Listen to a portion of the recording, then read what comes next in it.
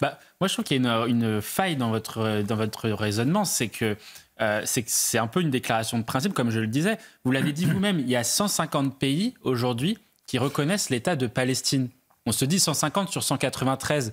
Donc l'État de Palestine devrait exister. Pourquoi il n'existe pas? C'est que pour avoir un État de Palestine, c'est simple. Il faut que deux pays soient d'accord à ce qu'il existe, Israël et les États-Unis. Puisque le système du droit, on parle souvent de droit international et de système onusien. Le système onusien, c'est ce qu'on appelle le principe d'anarchie internationale. C'est-à-dire qu'il n'y a pas de gouvernement mondial. Il n'y a pas d'institution qui va vous obliger à faire quelque chose. Il faut prendre les choses de manière réaliste. Tant que ces deux pays-là ne veulent pas d'un État de Palestine, il n'y aura pas d'État de Palestine. Et donc, si vous voulez créer un État de Palestine, nous, on travaille dessus, on a sorti un rapport. La sanction aujourd'hui? Oui, on parle de justice rapide, mais je pense surtout que les Français veulent une justice plus ferme. Quand vous regardez les différents sondages, notamment un dernier sondage IFOP pour le JDD, 65% des Français considèrent que la justice est laxiste. Quand nous, on avait travaillé sur la question de la réponse pénale aux émeutes, on avait sorti un rapport un an après le bilan des émeutes de l'été 2023, quelles ont été les peines. Et effectivement, la justice avait été très rapide. 90% des émeutiers avaient été condamnés dès un mois après les émeutes, puisque la plupart d'entre eux étaient passés sous le régime de la comparution immédiate, donc même condamnés sous 48 heures. Donc on a eu une justice d'abattage, mais en réalité, les peines qui ont été prononcées ont été de moins d'1 an. C'était 9 mois en moyenne, 8,9 mois pour être précis. Donc qu'est-ce qu'il se passe quand vous avez moins d'1 an de peine de prison? Vous n'allez pas en prison de fait. Donc le problème n'est pas la rapidité de la justice, c'est un des sujets, mais ce n'est pas le vrai sujet. Le sujet de fond, me semble-t-il, c'est la philosophie pénale et la sévérité de la peine. Avec plusieurs exemples qui sont marquants, c'est qu'aujourd'hui, 90% des peines exécutées par un criminel ou un délinquant ne sont pas l'équivalent de la peine encourue pour le délit qu'ils ont ou le crime qu'ils ont fait. Par exemple, pour vous donner un exemple très concret, quand vous ouvrez le code pénal, un viol, c'est sanctionné de 20 ans de réclusion, de réclusion en prison. La peine prononcée par un juge en moyenne, c'est 9 ans. Et la peine réellement exécutée par une personne qui a violé quelqu'un, c'est en moyenne entre 6 et 7 ans. Pourquoi il y a un écart aussi important entre la peine exécutée et la peine encourue? C'est ça le véritable sujet et c'est ce à quoi veut répondre Gérald Darmanin. C'est de corriger cet écart-là parce qu'on ne peut pas considérer que la justice fonctionne bien lorsqu'il y a un tel écart entre ces deux notions-là, peine encourue et peine exécutée. Raphaël, autre point, les étrangers sous OQTF ne bénéficient pas. Il est vraiment, je pense, mobilisé pour la campagne. Mathieu. L'enjeu de Gérald Darmanin, c'est l'enjeu qui est pour tous les candidats à la succession d'Emmanuel Macron, c'est est-ce que le macronisme peut perdurer après Emmanuel Macron? C'est ça l'un des enjeux. Et ce que je pense que pense Gérald Darmanin, c'est que le macronisme en gros, des électeurs centristes, il y en aura toujours, mais le macronisme en tant qu'idéologie est dépassé. Et c'est pour ça que lui dit qu'il faut ajouter de nouveaux éléments à la doctrine du macronisme, notamment sur 2 éléments particuliers. Un, c'est la question de ce qu'il appelle la droite populaire, le côté un peu séguiniste. Donc c'est un peu de corriger le côté un peu libéral technocratique d'Emmanuel Macron, donc c'est-à-dire l'idée qu'il avait fait une politique qui avait été jugée un peu de casse sociale par une partie des classes moyennes et des classes populaires. Donc ce que dit Gérald Darmanin, c'est qu'il faut que l'offre macroniste 2027 puisse parler à ces gens-là. Et puis le deuxième point, c'est de corriger le mauvais diagnostic qu'avait posé Emmanuel Macron en 2017 sur les questions de sécurité, sur les questions d'ordre. Alors il est revenu sur ce logiciel-là progressivement, notamment à la faveur des crises, gilets jaunes, etc., etc. Mais pour autant, le président de la République, lui, considère toujours que c'est en réduisant la pauvreté et le chômage qu'il va réduire la délinquance et la sécurité. Or, Gérald Darmanin dit que ce n'est pas que cela. Il faut une révolution pénale, il faut une révolution en termes de politique migratoire parce que les questions de sécurité dépendent aussi de facteurs qui sont culturels et pas que économiques. Allez, on poursuit notre débat avec ces actions concrètes pour lutter contre le narcotrafic. À la fin du mois de ça, il faut que vous proposiez un deal entre guillemets favorable à ces 2 pays dont j'ai mentionné, donc les États-Unis et Israël. Merci Mathieu. Restez bien avec nous. Dans un instant, on parlera de ces villes de France qui ont mis en place... C'est un deal aujourd'hui, c'est que le Hamas... c'est qu'une partie de l'opinion publique gazaoui, en l'occurrence, est en accord avec le Hamas, tant dans son projet politique islamiste, de destruction de l'État juif, etc., que dans ses méthodes d'action aussi.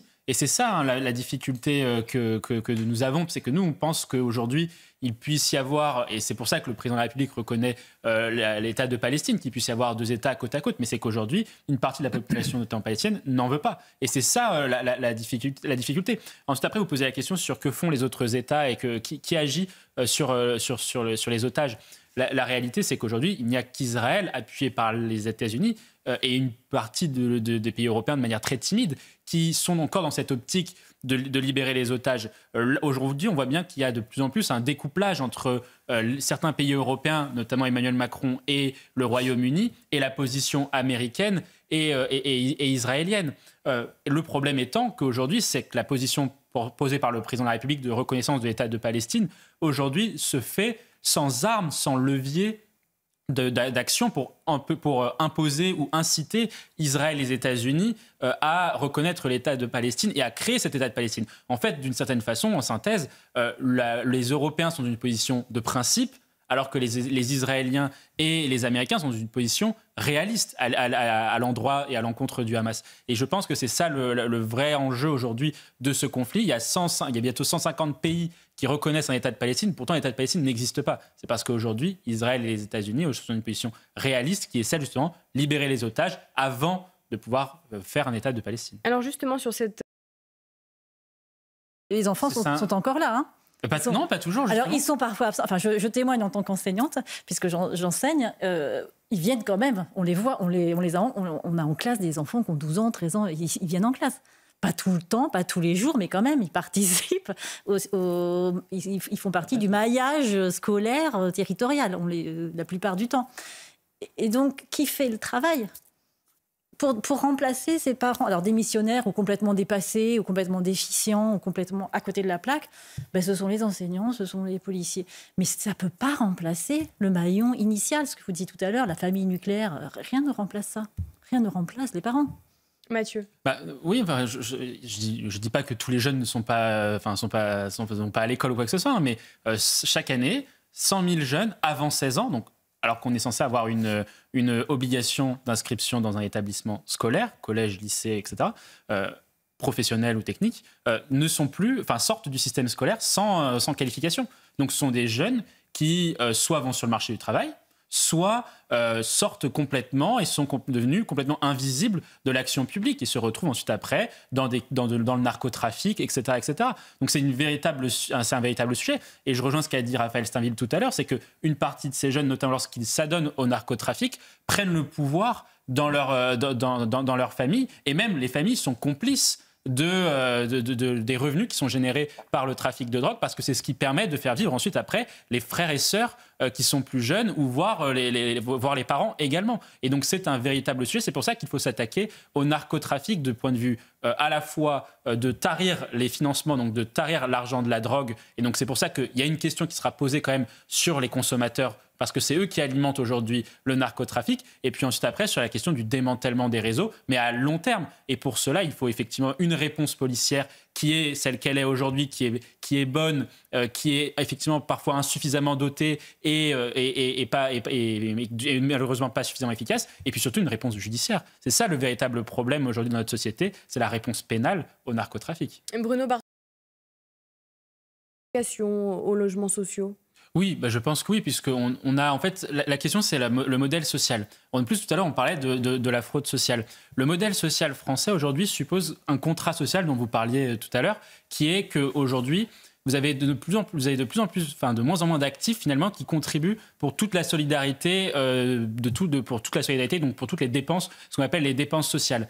À partir du moment où vous jouissez d'un retour de la solidarité nationale, soit par l'intermédiaire du logement social, filière qui coûte quand même 10 milliards d'euros chaque année à l'État français, soit par l'intermédiaire du chômage, soit par l'intermédiaire des prestations familiales notamment, eh bien vous avez au moins un minimum des devoirs vis-à-vis des gens qui contribuent pour vous, et qui en plus d'ailleurs de plus en plus de Français contribuent au système de la protection sociale, mais reçoivent de moins en moins de droits, puisqu'il n'y a plus de politique familiale universelle, puisque par exemple si vous pouvez travailler vous êtes une personne dans la ruralité, vous travaillez, vous cotisez et vous n'avez pas de médecin parce que vous vivez dans un désert médical. Donc vous cotisez pour un système dont vous ne bénéficiez pas des retours. Or, certains, aujourd'hui, bénéficient de la solidarité nationale sans y contribuer parce qu'ils arrivent à vivre à côté grâce à l'argent du narcotrafic. Et donc, effectivement, les pouvoirs publics devraient expulser du logement social les familles qui, en plus, sont complaisantes avec des narcotrafiquants. Et puis, bien évidemment, suspendre toutes les aides sociales, quelles qu'elles soient, à des gens dont on est certain par le fait qu'ils ont été condamnés, qui se sont donnés au narcotrafic. Alain, déjà, c'est une sanction pour les dealers, mais c'est aussi une bénédiction.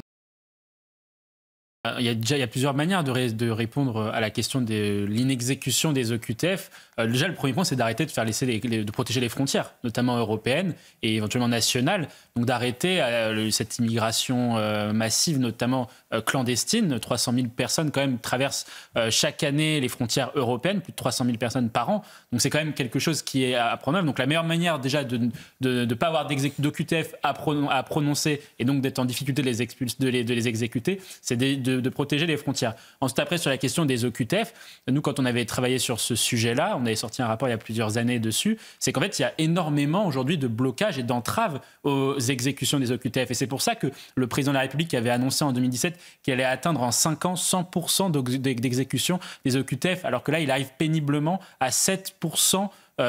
C'est parce qu'aujourd'hui, il n'a pas réussi à faire sauter les verrous. Les verrous sont les suivants. Le premier, c'est évidemment l'obtention des laissez-passer consulaires. Donc ça signifie d'avoir des bonnes relations avec les pays de départ de l'immigration. Le problème, c'est que quand vous avez des pays comme les Comores, vous n'êtes pas capable d'imposer aux Comores de reprendre leurs ressortissants. Comment vous voulez ensuite après, désolé de le dire, mais faire un peu le caïd vis-à-vis des autres pays, notamment des grandes puissances. Déjà, arrivons à obtenir des Comores via éventuellement, je sais pas, des sanctions économiques, des choses comme ça, l'octroi de laissez-passer consulaires. Je ne parle même pas de l'Algérie. Voilà. Donc ça, c'est le premier point. Ensuite, après, le deuxième point, il faut mettre quand même l'accent dessus. C'est la procédure qui a été assouplie par la loi immigration, mais toute la procédure sur les OQTF, et notamment le fait que des associations subventionnées parfois par l'État entravent ou voir des avocats, évidemment, via l'aide juridictionnelle, donc, et de la même façon subventionnés par l'État, entravent l'exécution administrative des OQTF. 20% des OQTF sont annulés dans ce contexte-là. Donc il faut, à mon sens, jouer sur les deux leviers internationaux et aussi les leviers administratifs de notre côté. Et Raphaël, le secteur de l'agression est couvert par vidéoprotection, les quartiers aisés. Oui, c'est toute la problématique de ce logiciel politique néfaste pour le pays, pour plusieurs raisons. Cette logique qui consiste à dire justement, en gros, il faut faire la peau des riches pour ensuite, après, réduire les inégalités, avoir de la liberté, etc., c'est complètement à côté de la plaque, d'une certaine façon. C'est cette logique-là qui a présidé à cette loi dont on parle finalement assez peu, on commence à en parler, c'est la loi SRU, Solidarité sur le renouvellement urbain, une loi votée en 2000 sous les socialistes, donc c'était M. Jospin à l'époque qui était Premier ministre, et qui considérait, et c'est fantastique cette histoire, en mettant des logements sociaux dans toutes les villes de France, 20% de logements sociaux, taux rehaussé par François Hollande à 25%, vous alliez avoir effectivement de la mixité sociale et les gens vivraient mieux.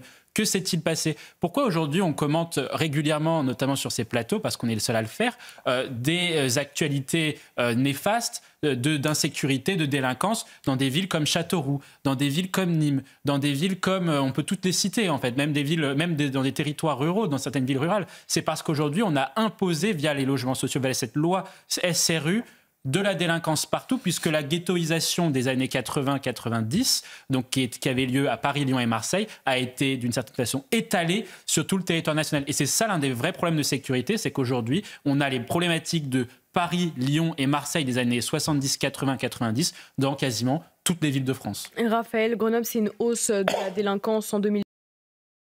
Bobos, si je puis dire, comment ils vont réagir à cette prise de position? Ils sont d'accord, hein. Les bobos sont d'accord, puisque c'est ce qu'a dit Raphaël, en fait, c'est que pour eux, ils sont prêts à entretenir la misère, parce que de toute façon, eux ne subissent pas la misère, ils ne subissent pas les problématiques liées à la misère, donc la délinquance, les violences, etc. Ils habitent dans les beaux quartiers, c'est pareil à Paris, ils habitent dans les beaux quartiers.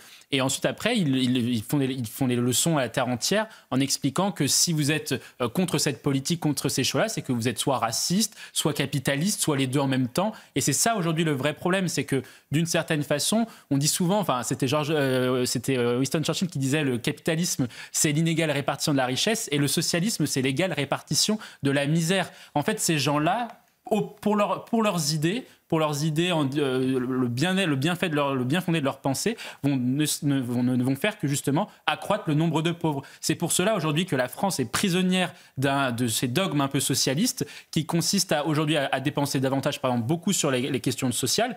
On est le champion du monde de la dépense sociale, 33% du PIB, et pour autant, on a 9 à 10 millions de pauvres. Ça n'a jamais suffi, cette logique-là n'a jamais permis d'enrayer la pauvreté n'importe où dans le monde. Et c'est ça aujourd'hui le vrai problème. Alors justement, pour Alain Carignon, les objectifs d'Éric Piolle sont simples, c'est de maintenir ces classes les plus populaires sous une... Je vous vois acquiescer. Oui, c'est exactement ça. Aujourd'hui, c'est que le narcotrafic à Grenoble a explosé. C'est une ville qui est connue pour cela, une des 3 plus grandes villes de France en termes de narcotrafic. Quel est le bilan d'Éric Piolle sur ce sujet-là ? À aucun moment, depuis 2014, il me semble, il a été élu en 2014, à aucun moment, ce maire ne s'est emparé des questions de sécurité. Au contraire, il avait même, par exemple, refusé, on parlait tout à l'heure de vidéoprotection, il avait refusé les caméras de vidéoprotection proposées par la région Auvergne-Rhône-Alpes de Laurent Wauquiez, qui avait proposé à toutes les villes de la région, donc Auvergne-Rhône-Alpes, et Éric Piolle s'était insurgé en disant pas de caméra chez nous. Et de la même façon, pas d'armement de la police municipale. Toutes ces erreurs en termes de sécurité, tout à l'heure on parlait de continuum de sécurité, ont fait prendre 10, 15, 20 ans de retard en termes de politique publique de sécurité à la ville de Grenoble. Alors tout autre